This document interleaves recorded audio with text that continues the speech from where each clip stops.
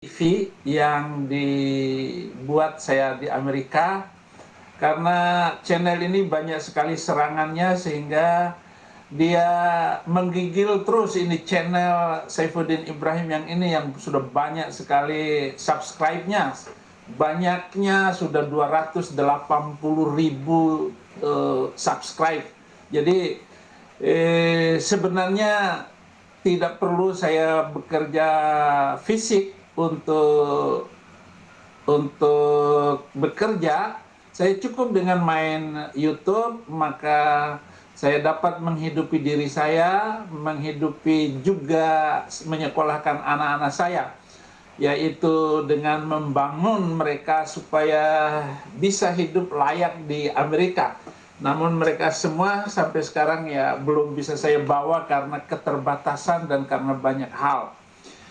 Saya memohon dengan siaran kali ini kepada Bapak pemimpin di Indonesia seluruhnya, Bapak polisi, saya mohon keadilan, saya mohon pelaksanaan hukum di Indonesia ini dengan penuh keadilan. Bukan hukumnya yang salah, tetapi pelaksanaan hukum polisi, jaksa dan hakim itu tidak bisa berlaku adil terhadap rakyatnya di depan hukum. Saya yang baru 3 kali dilaporkan, laporan itu ditambah oleh si Hani Kristianto melaporkan saya bahwa saya menistakan agama. Kemudian ada lagi laporan ibu-ibu Kristen. Jadi ada 2 orang Kristen dan 1 orang Muslim yang melaporkan saya. Yang Muslim ini Hani Kristianto. Ya dulu juga dia Kristen karena dia tersinggung dengan pernyataan-pernyataan saya agar 300 ayat itu dihapuskan. Marah mereka. Tetapi apa yang terjadi, saudara-saudara, sementara Somad sudah dilaporkan, sudah 4 laporan ke polisi. Yang saya tahu ketika itu belum ditersangkakan, belum diperiksa itu Somad. Kalaupun itu diperiksa, nanti polisi akan ngomong bahwa Somad ini banyak pengikutnya sehingga tidak bisa ditangkap. Begitu, saudara-saudara.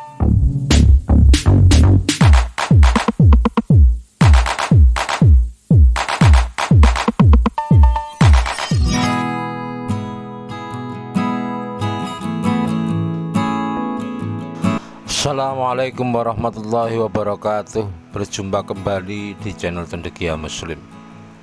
Teman-teman sekalian, itu tadi kabar terbaru dari Mbah Udin ya.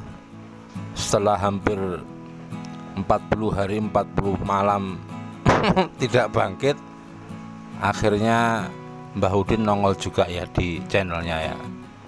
Soalnya kalau Mbah Udin nggak nongol ini kasihan Al Ayubi, Kang Bamtri, dan teman-teman yang lainnya ya yang terbiasa bereaksi terhadap channelnya Mbah Udin ya.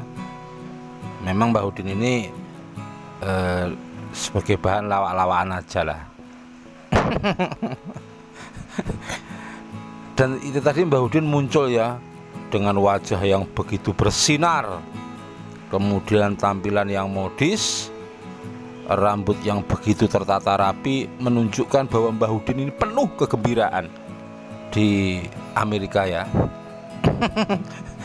Ya kita berharap gak usah pulang aja lah Mbah Udin ini ya.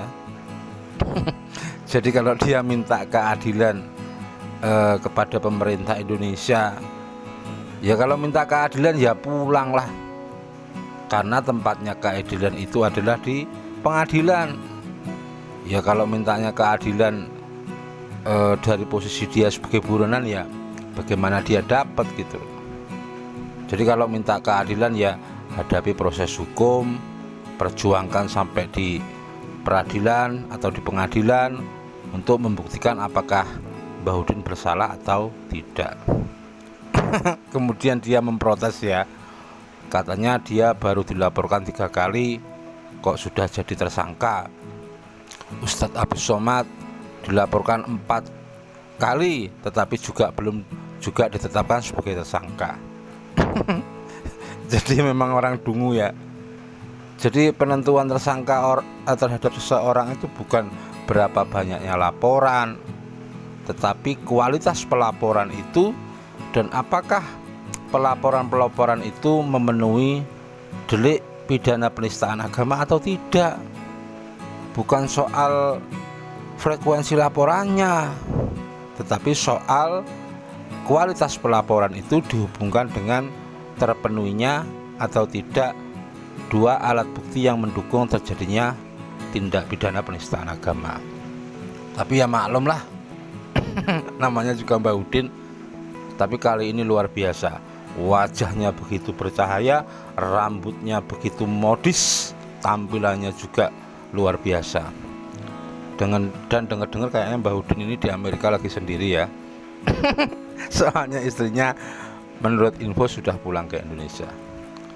Itu tadi teman-teman, laporan terbaru dari Mbah Udin yang sekarang sudah mulai loyo ya. Kalau dulu dia bilang hidup adalah Kristus, mati adalah keuntungan. Sekarang sudah agak pelan nadanya ya, memohon-mohon kepada pemerintah, mengemis-ngemis kepada Presiden Jokowi. Dan sekarang sudah tidak menyerang lagi para menteri, para anggota dewan, para anggota MPR dan lain sebagainya. Ya silahkan dinikmati Mbah Udin, nggak usah pulang ke Indo lah. Jauh di sana aja lah. Adamu dan tidak adamu sama saja. Mending Mbah Udin nggak usah pulang ke Indonesia, karena aku lihat wajahnya ketika dia tidak bisa pulang ke Indonesia itu semakin berbinar-binar. Demikian teman-teman, kurang lebihnya mohon maaf. Assalamualaikum warahmatullahi wabarakatuh. Saya setuju dengan undang-undang pasal penistaan agama. Saya setuju dengan pasal undang-undang ITE. Saya setuju, tetapi mohon pelaksanaannya. Kalau orang satu ngomongnya begini, kemudian dihukumnya begini. Jangan karena orang minoritas dihukumnya berat yang minoritas bahkan tidak tersentuh oleh hukum itu sendiri. Jadi begitu saja, saya mohon maaf dengan serendah-rendah hati saya kepada pemimpin Indonesia, kepada menteri-menteri di Indonesia, anggota-anggota DPR, MPR di seluruh Indonesia yang ada, yang duduk di Senayan, yang duduk di istana, agar pelaksanaan hukum ini bisa diterapkan dengan adil. Terima kasih saudara-saudara, ini adalah siaran saya yang pertama malam hari ini waktu Indonesia dan pagi di Amerika.